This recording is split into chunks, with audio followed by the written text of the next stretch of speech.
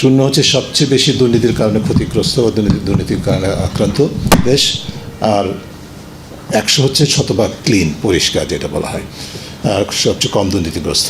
আর এবারের গড় স্কোর হচ্ছে 42, যে স্কোর দেশগুলো পেয়েছে তার গড় হচ্ছে 42, যেটা গতবার ছিল, গত বেশ এক দশকের বেশি সময় ছিল 43। এবার বৈশ্বিক গড়টা কমেছে, এই বিষয়ে আমি পরে আরেকটু বলবো। যে অর্থাৎ এবারে সূচক বলছে যে সারা বিশ্বব্যাপী দুর্নীতির অবস্থাটা আগের তুলনায় আরও খারাপ হচ্ছে, দুর্নীতির ব্যাপকতা বাড়ছে, অর্থাৎ দুর্নীতির প্রভাবটা আরও মানে প্রকটতর হচ্ছে, এবং এটাই পরিমাণ। 42 হচ্ছে যে গড় স্কোর। এখন আমরা এবং ওভারঅল রেজাল্টটা হচ্ছে যে 100-র মধ্যে 89 হচ্ছে হাইয়েস্ট স্কোর, যেটা ডেনমার্ক পেয়েছে। এরপরে সর্বনিম্ন হচ্ছে যে 9, সেটি পেয়েছে সুদান এবং সোমালিয়া। এটা পরে তালিকাটা আমি আরেকটু দেখাবো। 48টা দেশের স্কোর বেড়েছে, 64 দেশের স্কোর অপরিবর্তিত আছে, এবং 68 দেশের স্কোর কমেছে। অর্থাৎ মোটা দাগ কমেছে বা একই রকম আছে, এটা ধরলে যে দেখা যায় সেটার হার অনেক বেশি দেশে। বাংলাদেশের রেজাল্টটা হচ্ছে যে বাংলাদেশ এবার 24 পেয়েছে 100-র মধ্যে, যেটা স্কোর হিসাবে 2024-এর তুলনায় 1 পয়েন্ট বেশি, এবং উপর দিক থেকে হিসাব করলে 1 পয়েন্ট উপরে। গতবার ছিল 151, এবার 150। তবে স্কোরটা হচ্ছে যে আমাদের এবার হচ্ছে যে নিচের দিকে কাউন্ট করলে এবার স্কোরের হিসাব, মানে একই স্কোর কিন্তু একাধিক দেশ পায়, পরে আমি তালিকায় দেখাবো, একই স্কোর একাধিক দেশ পায়। সেই হিসাব করলে বাংলাদেশের স্কোরটা নিচের দিক থেকে 13 সর্বনিম্ন, অর্থাৎ 13তম সর্বনিম্ন হচ্ছে যে বাংলাদেশের স্কোরটা, যেটি গতবার ছিল 14তম। সেই হিসাবে আমাদের স্কোরটা মানে আমাদের স্কোর ভিত্তিক র্যাঙ্কিংটা নিচের দিক থেকে হিসাব করলে এক ধাপ নেমেছে।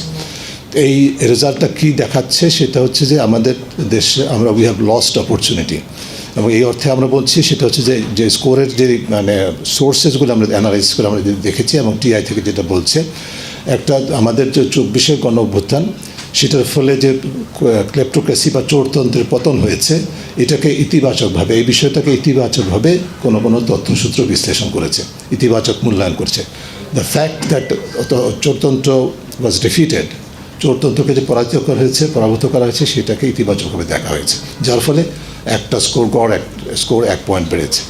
কিন্তু আর অন্য দিক থেকে বেশি বৃদ্ধি হয় না, আমরা এর চেয়ে ভালো করতে পারি না। তার কারণটা হচ্ছে যে negative assessment due to reform setbacks. আমাদের দেশে যে পরবর্তী পর্যায়ে পতন পরবর্তী পর্যায়ে যে সংস্কার প্রক্রিয়া, সেখানে সেটব্যাক ডিরেলমেন্ট হয়েছে, এবং করাপ্ট প্র্যাকটিসেস যেটা ছিল সেটি একই ধারায় অব্যাহত আছে, সেটি দেখা গেছে। এবং একইভাবে আমাদের গভর্নেন্সে এই সময়ে যেই সরকার বা মানে কর্তৃপক্ষ দায়িত্বে ছিল, তাদের ট্রান্সপারেন্ট এবং অ্যাকাউন্টেবল গভর্নেন্সের দৃষ্টান্ত কম ছিল, ঘাটতি ছিল। স্বচ্ছতা এবং জবাবদিহিতার সাথে সরকার পরিচালনার ক্ষেত্রে ঘাটতি ছিল। অর্থাৎ এই দুইটার সংমিশ্রণে আমাদের স্কোরটা ডিসঅ্যাপয়েন্টিং হয়েছে, হতাশাব্যঞ্জক। এবং শুধু তাই না, আমরা আরও কিছু বিস্তারিত আপনাকে দিচ্ছি। Bangladesh remain second lowest amongst 8 south Asian country. আমাদের দক্ষিণ এশিয়া যে 8টা দেশ আছে, তার মধ্যে এবারও আফগানিস্তানের পরেই আমরা দ্বিতীয় সর্বনিম্ন, খুবই অ্যাম্বারাসিং যেটা। এবং ফোর্থ হচ্ছে যে 37টা এশিয়া প্যাসিফিক দেশ আছে এই তালিকায়, যার মধ্যে বাংলাদেশের অবস্থান চতুর্থ। দক্ষিণ এশিয়ায় দ্বিতীয় সর্বনিম্ন, এবং 37টা এশিয়া প্যাসিফিক দেশের মধ্যে আমরা চতুর্থ।